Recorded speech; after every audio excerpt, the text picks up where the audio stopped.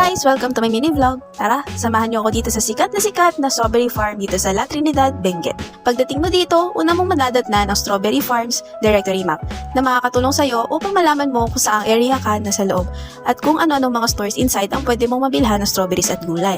Pagpasok mo dito sa loob, una mong madadatnan dito yung mga strawberries na nakatanim and ready to pick na. Ganito naman ang mga strawberries dito sa Strawberry Farm dito sa La Trinidad, Benguet. May maliliit at malalaki. Pagdating mo dito, pwede kang maka-experience pumitas ng strawberries. Meron silang ino-offer na 1 kilogram na strawberries na pwede mong pitasin for just 700 pesos and half kilo for just 350 pesos. Kami nga imbes na kalahating kilo lang yung pipitasin namin, naging 1 kilo dahil kasi kapag nasa loob ka na, hindi mo na talaga mapipigilan halos pumitas ng strawberry kasi sobrang dami talaga and hindi mo na rin namamalayan kung gaano na rin kadami yung strawberry na makukuha mo.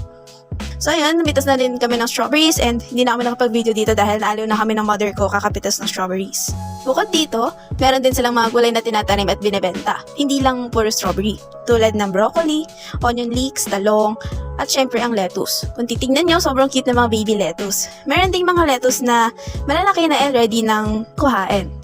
Na-experience ko rin kumuha ng lettuce.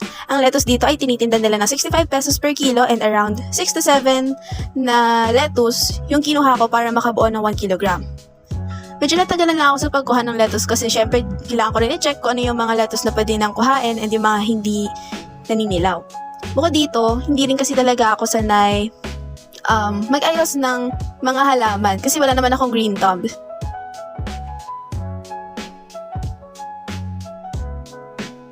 Ganito naman kadaming strawberries ang naiuwi namin. Yung strawberries din kami na binili na lang namin sa labas at hindi na pinitas.